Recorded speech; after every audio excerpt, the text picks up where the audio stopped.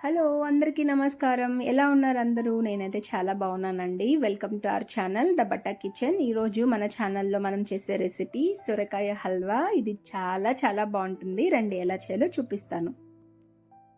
దీనికి ఒక లేత సొరకాయని తీసుకోవాలి. ఇది 1/2 kg ఉందండి. నేను ఇందులో హాఫ్ పార్ట్ ఆల్రెడీ పాయసం చేసి చూపించాను మీకు. ఇప్పుడు 250 గ్రాములు తీసుకుంటున్నాను హల్వాకి. ఇలా మొత్తం చెక్కు తీసేసుకోవాలి నీట్గా. ఇలా చెక్కు తీసుకున్న దాన్ని మనం 4 పార్ట్లుగా కట్ చేసుకొని ఈ మధ్యలో గింజలు లేదంటే దూది లాంటి భాగం ఒకటి ఉంటుంది కదా, బెండులాగా ఉంటుంది, దాన్ని మొత్తం తీసేసేయాలండి. అది వేయడం వల్ల హల్వాకి మంచి టేస్ట్ రాదు.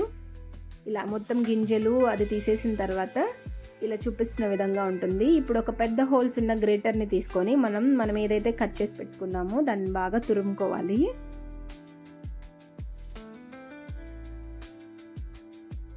ఇలా తురుముకున్న మిశ్రమాన్ని ఒక కప్లోకి తీసేసుకోవాలి సపరేట్గా. ఇప్పుడు ఇది రెడీ అయిపోయింది హల్వాకి. ఇప్పుడు ఒక కడాయి తీసుకొని అందులో ఒక 2 టేబుల్ స్పూన్ల దాకా నెయ్యిని యాడ్ చేసుకోవాలి.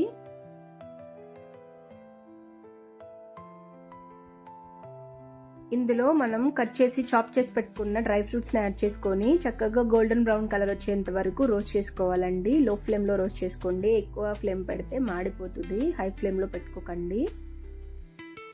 ఇప్పుడు ఇది పక్కన తీసి పెట్టేసుకోవాలి. ఇప్పుడు మరొక కడాయిలో ఒక 2 టేబుల్ స్పూన్ల దాకా నెయ్యిని యాడ్ చేసుకొని మనం గ్రేట్ చేసి పెట్టుకున్న సొరకాయ తురుముని ఇందులోకి యాడ్ చేయాలి. ఇలా యాడ్ చేసుకున్న తర్వాత ఇందులో వాటర్ ఉంటుంది కదండి, మనం ఆల్రెడీ గ్రేట్ చేసి పెట్టుకున్నప్పుడు ఈ సొరకాయలో వాటర్ ఉంటుంది కదా, అది మొత్తం ఇమిరిపోయేలాగా ఇలా మూత పెట్టేసుకొని ఒక 5 నుంచి 10 నిమిషాల పాటు లో ఫ్లేమ్లో అలా ఉడకనిచ్చారనుకోండి, మొత్తం వాటర్ అంతా అబ్జర్వ్ అయిపోతుంది. చూసారు కదా, వాటర్ ఏమీ లేదు.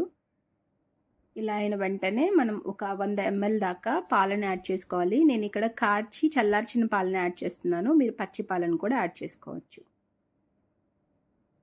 మళ్ళీ దీన్ని ఒక 5 నిమిషాల పాటు మూత పెట్టేసి చక్కగా ఉడకనివ్వాలి.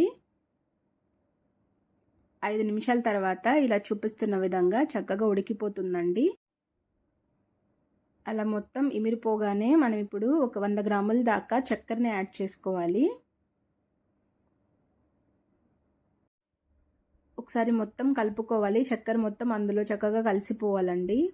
మొత్తం చక్కెర ఇలా కరిగిపోయిన తర్వాత దీన్ని ఒక 2 నిమిషాల పాటు ఉడకనివ్వాలి.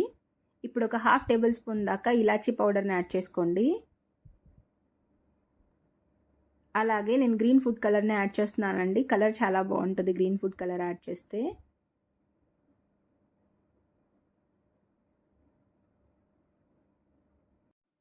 దీని టేస్ట్ చాలా చాలా బాగుంటుందండి. ఒకసారి మీరు కూడా ట్రై చేయండి. ఇది సమ్మర్ కదా, సమ్మర్లో కన్నా తింటే వంటికి కూడా చలవ చేస్తుందండి. బాటిల్ గార్డ్ అసలు చలవ చేసే పదార్థం. ఇప్పుడు ఒక 2 టేబుల్ స్పూన్ల దాకా నెయ్యిని యాడ్ చేసుకొని మొత్తం కలిసేలా ఒకసారి కలపెట్టుకోండి.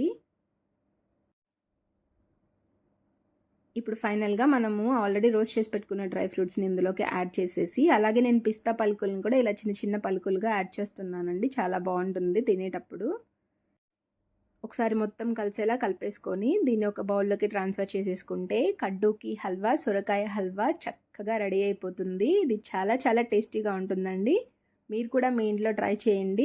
ఈ వీడియో నచ్చితే లైక్ చేయండి, సబ్స్క్రైబ్ చేయండి. మరొక వీడియోతో నేను మళ్ళీ మీ ముందుంటాను. బాయ్ అండి, ఉంటాను.